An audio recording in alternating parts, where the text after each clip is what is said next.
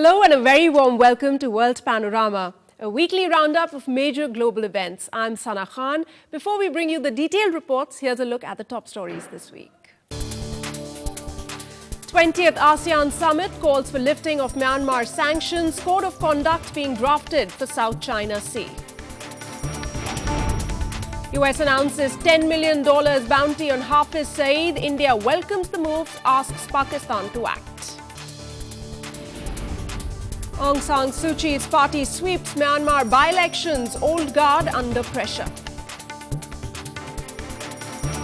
And in sports, Messi Magic fires Barca into Champions League semi-finals. The atomic flea becomes the youngest to cross the 50-goal mark.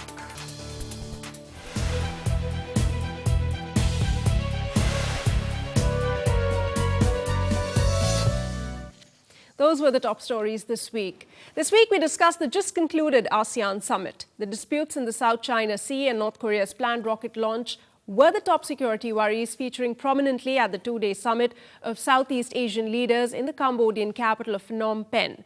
China's President Hu Jintao had visited Cambodia ahead of the ASEAN Summit, a move some analysts felt was designed to pressure Cambodia to take Beijing's concerns into account. We will try and pick up crucial points from the summit on the South China Sea dispute in particular and discuss them on the show this week. I'm pleased to welcome Dr. Srikant Kondapalli. Thanks so much, sir, for joining me here. He's a professor at the Center for Chinese Studies in the Jawaharlal Nehru University. Before I get to him, here's a look at the detailed report.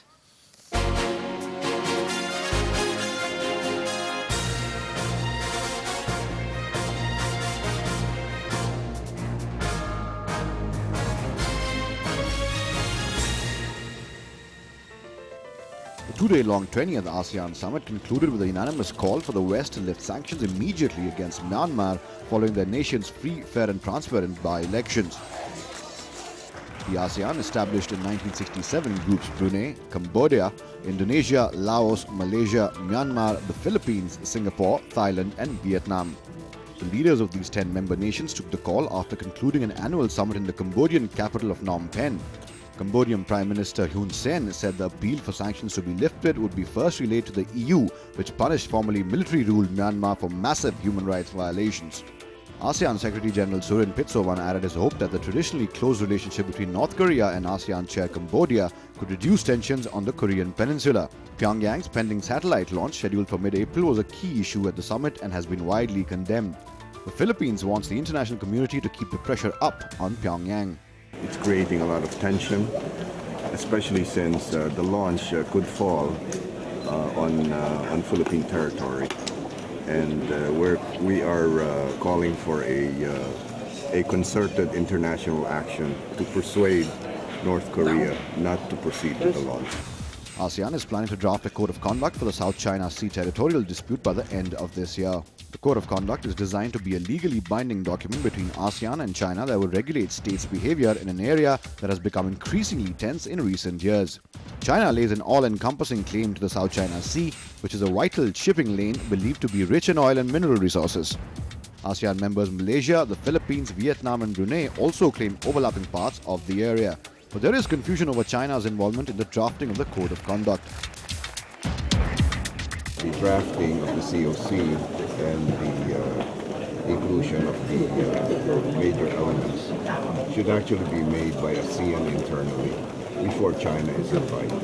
There will be constant communication through the ASEAN-China framework so that whatever final position that ASEAN comes up with would have benefited from having some kind of communication with China as well. ASEAN said commitments emanating from the summit should reduce the development gap between its members, garner finance to pay for key projects, better the position of migrant workers, and improve its disaster management response.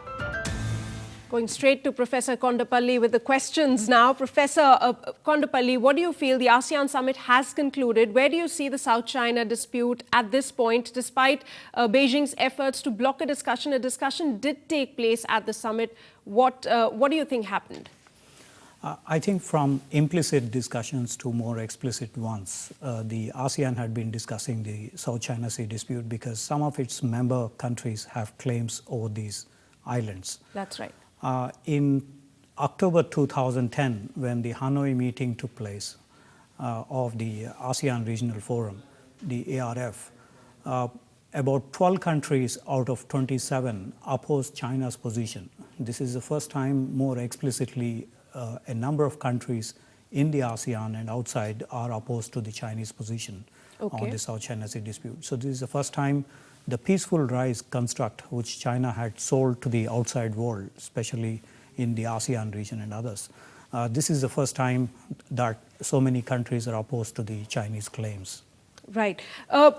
But still, ASEAN has been unable to find a common position as far as this dispute is concerned. Do you think a more, solid, consolidated position is what's needed now? It is true. From the interests of the ASEAN itself, as a regional grouping that they have established from the 1960s onwards, there is the prospect for unity among the ASEAN countries. But the realpolitik dimension of the whole issue is that China is dividing the ASEAN members. For instance, the Filipinos, Vietnamese, Malaysians, Brunei have claims over several of these islands. About 5 nations. About 5 nations. Yeah. Taiwan and China as well are claiming islands in the South China Sea.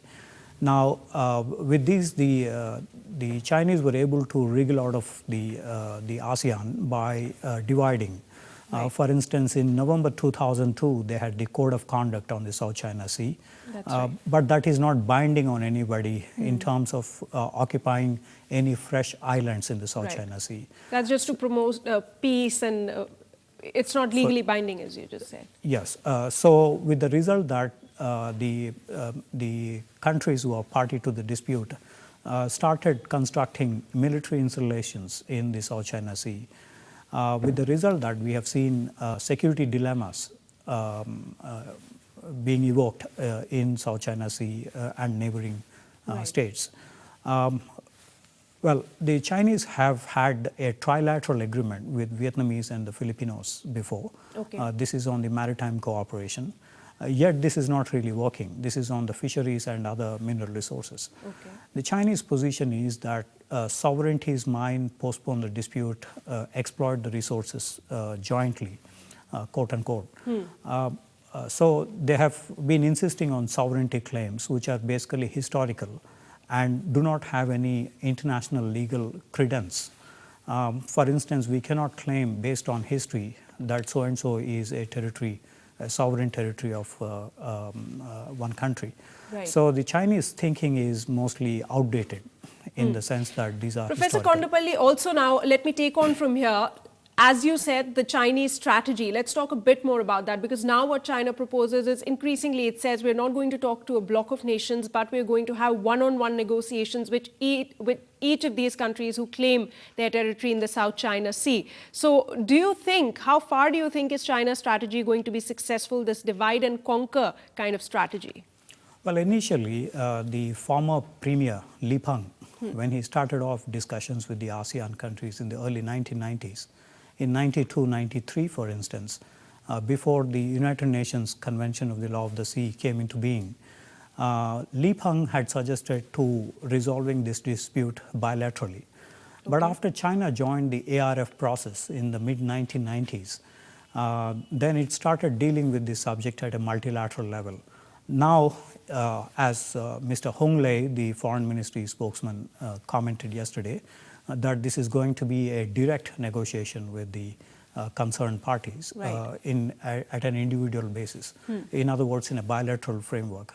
So China has come a full circle from bilateral to multilateral and multilateral now to bilateral. So China's position is changing actually, not very consistent.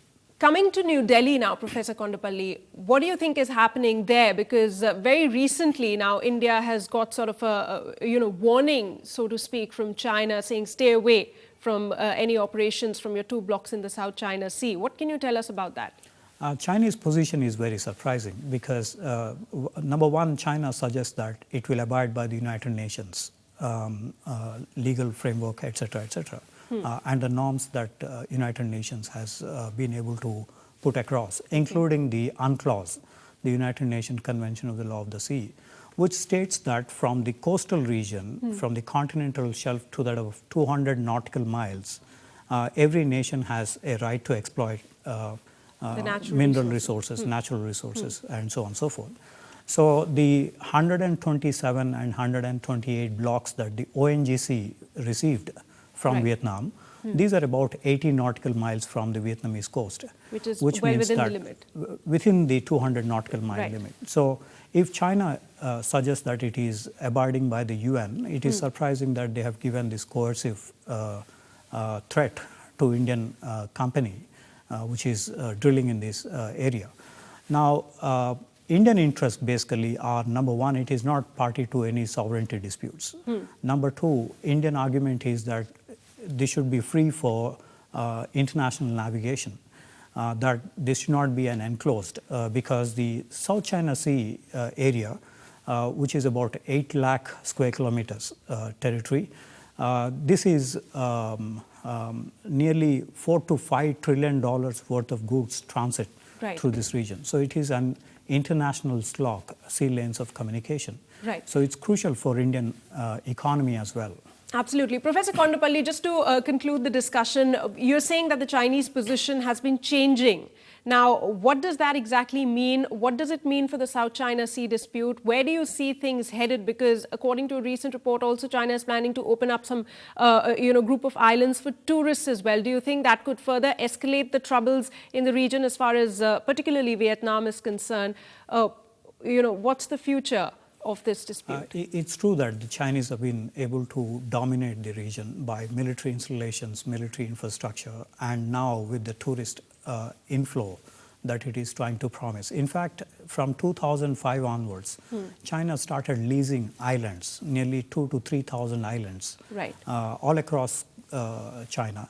Now, this will result in more tourist inflows, etc.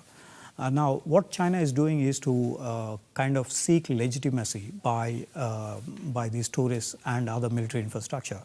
Now, from that point of view, it also evokes a negative response from the local resident countries like Vietnam and Philippines, which also means that the peaceful rise of China is going to be a problematic, actually, that we see a negative side of the peaceful rise, which is domination through military means. All right. Thanks so much, Professor Kondapalli, for joining us here and giving us your perspective. So there is Professor Kondapalli, very, very simply put it, that the Chinese position is continuously changing as far as the South China Sea dispute is concerned. And there's this dominating side of China that's now coming up. And this dispute is anything but over in the near future, as Professor put it. Thanks so much once again, sir, for joining us on the show. We're heading in for a short break, but wait up for a report from the latest in the US election. Stay tuned to World Panorama.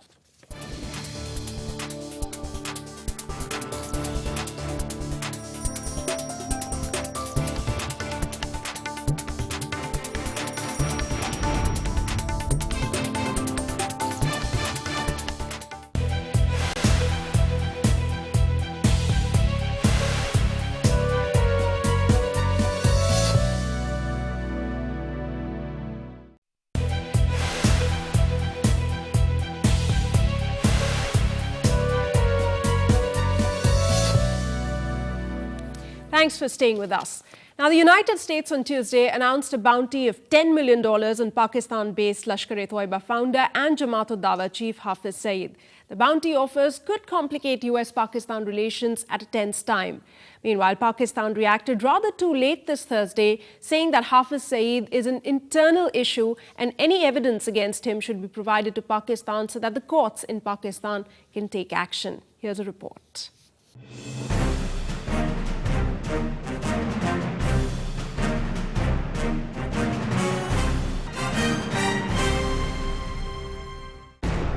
As Ajmer gears up to welcome Pakistan's President Asif Ali Zardari on a personal visit to the Dargah, New Delhi hopes of formal talks on this one-day visit. India and Pakistan meet just days after the United States offered a $10 million bounty for Lashkar-e-Toiba founder Hafiz Mohammad Saeed, blamed for 2008 terror attacks in Mumbai. Hafiz Saeed has masterminded the entire criminal conspiracy who had provoked the terrorist persons. This we have furnished evidence, including the judicial confession of Ajmal Amir Kasab, who has vividly described as to how conspiracy was hatched, how Hafiz Saeed had participated in the criminal conspiracy. So now it is for Pakistan to take strict legal action against Hafiz Saeed. The reward was announced by US Under-Secretary of State Wendy Sherman in India on Monday and posted on the US government's Rewards for Justice website. The only person to have a higher bounty was Chief of Al-Qaeda's Global Affairs after the death of Osama bin Laden, Ayman al-Zawahiri, with a reward of $25 million on his head. Politicians in India have welcomed the move. We have consistently pressed for his arrest and interrogation. But I think the fact that the US has finally recognized that Hafiz Saeed are involved in terrorist activities, I hope will prod the government of Pakistan to take action against Hafiz Saeed. आज सिर्फ हिंदुस्तान ही नहीं बल्कि दुनिया में आप कहीं भी घूमो तो वहाँ एक आवाज़ बुलंद हो रही है आम आदमियों में, सरकारों में भी, कि दुनिया को सबको एक होकर टेररिज्म के खिलाफ लड़ाई करनी होगी, जद्दोजहद करनी होगी, जिहाद करना होगा. While experts back home believe that in spite of the international pressure, it was not certain that Pakistan would crack down on militant activities. The pressure on Pakistan will be there, but whether Pakistan will deliver under that pressure is questionable. The pressure will be that there will be an international opinion and the Pakistan will have to be sensitive about it. There will also be a pressure that is his open activities that were very visible during last few months after he has made this new organization, Dafai-e-Pakistan, and holding large-scale demonstrations, probably that should come under some control. Though there has been no formal reaction from Pakistan on this report, Jamaat-ul-Dawa chief lashed out at India and the US. The United States first designated Saeed a terrorist in December 2001, and he was placed under United Nations sanctions shortly after the Mumbai attacks. He has loomed large in Pakistani politics since then, joining other cleric politicians and veteran militants to launch the Defense of Pakistan Council, which is widely thought to be a brainchild of the military's powerful spy agency, the Inter-Services Intelligence Directorate. The sweeping victory of Myanmar opposition leader Aung San Suu Kyi's party in the recent elections was confirmed Wednesday by state media. The win dealt a crushing blow to a ruling Union Solidarity and Development Party created by the former junta that ceded power a year ago to a quasi-civilian government. However, the participation of the NLD, Suu Kyi in particular, is expected to boost the credibility of a parliament that has been widely dismissed as a rubber stamp for the government policies. Democracy icon Aung San Suu Kyi's party won almost all the seats it contested in Myanmar's historic by-elections, becoming the main opposition force in the national parliament on Tuesday. The party announced the landslide victory to loud cheers at its headquarters in Komu. The Nobel Peace Prize laureate's party won 43 of the 44 constituencies. We hope that this will be the beginning of a new era where there will be more emphasis on the role of the people in the everyday politics of our country. We also hope that we will be able to go further along the road towards national reconciliation. We would welcome all parties who would wish to join us in the process of bringing peace and prosperity to our country. Suu Kyi's election to political office marks the latest sweeping change in the country after decades of outright military rule ended last year. Locals are optimistic that the country could inch closer to democracy with this win. I hope there will be change when Suu Kyi goes into the parliament. The country will change for better. She'll try to get more seats in parliament in the next elections, which will be good for the country. The elections were being seen as a key test of Myanmar's pledge to political reform, though the military-backed governing party will remain dominant. The United States and the European Union have hinted that they may lift some sanctions imposed over the past 2 decades in response to human rights abuses if the election is free and fair. We want to try and continue to support and encourage this tremendous momentum for change in Myanmar, and that's what the European Union wants to do, and that's why we were here. The imperative to ease the sanctions which hindered economic development is generally considered to be the impetus for political reforms initiated by President Thein Sein, particularly reconciliation with Suu Kyi and the country's pro-democracy movement. A landslide victory there for Suu Kyi in the Myanmar elections. Over to the US elections now, where for months Mitt Romney's detractors have warned that he's too moderate to win hardcore conservatives, too rich to connect with downscale voters, too cautious to rally Tea Party supporters, and too Mormon to convert evangelicals. Tuesday's primaries, however, show these demographic groups suddenly moving into Romney's camp. Here's more.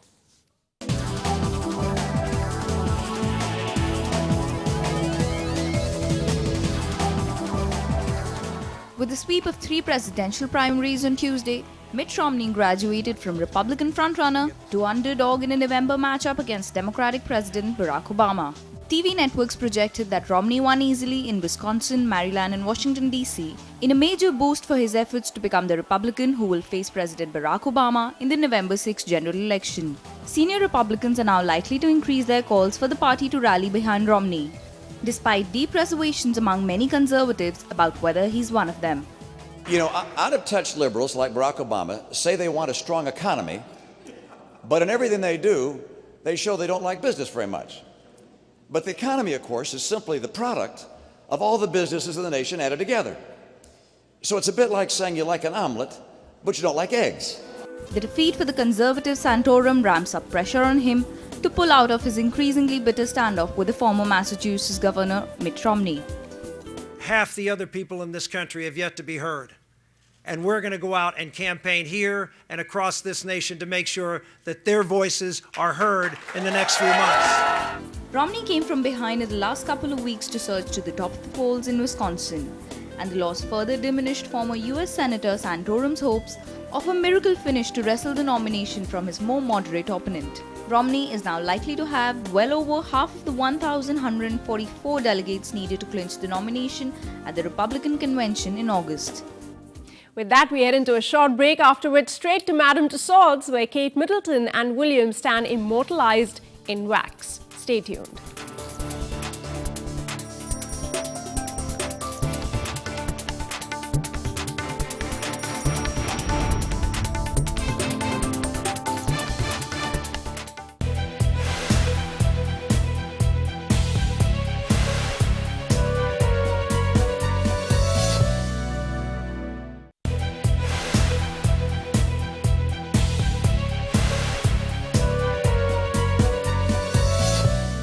Thanks for staying with us. Let's now take a look at some of the other international news in our next report. Iran's foreign minister said Istanbul remains an acceptable location for talks with world powers over Tehran's nuclear program, but noted that Iran has proposed other venues such as Iraq or China for the negotiations scheduled to start next week. The suggestions of alternative sites raise the possibility of complications to get talks underway as expected on April 13 between Iran and envoys from the 5 permanent UN Security Council members and Germany. On Wednesday, differences seemed to deepen between the United States and Russia over a solution to the Syrian crisis, with Russian Foreign Minister Sergei Lavrov renewing his denunciation of Western and Arab leaders grouped in the so-called Friends of Syria coalition. The grouping of dozens of countries met Sunday in Istanbul along with exiled opponents of President Assad. Russia did not participate in the meeting. Lavrov on Wednesday accused the body of undermining the peace proposal put forward by Kofi Annan, the special envoy representing the Arab League and the United Nations. James Murdoch resigned as chairman of pay TV giant Skype this Tuesday, saying he did not want to become a lightning rod for the hacking scandal at his father's Rupert's media empire. The post was the last major role held in Britain by James Murdoch, who has faced growing pressure over what he knew about the legal assessing of voicemails at the now closed News of the World. The first waxworks of the Duke and Duchess of Cambridge were unveiled at Madame Tussauds this week. The figures were modelled on a photograph of the announcement of the royal engagement at St. James Palace. The couple will be featured among a long line of royals immortalised in wax. And time now to gear up for all the sports action in our next report. Lionel Messi scored twice from the penalty spot to help put holders Barcelona into the Champions League semi-finals after a thrilling 3-1 victory over AC Milan at the Nou Camp on Tuesday. The World Player of the Year put Barca ahead with his first penalty after only 11 minutes. Antonio Nocerino pulled one back for Milan, but Messi restored the lead again from the spot just before the end of a breathless first half. The majestic Argentine helped set up the third goal for Andres Iniesta after the restart, and Barca closed the game down from then on to become only the second team to have reached 5 consecutive Champions League semi-finals.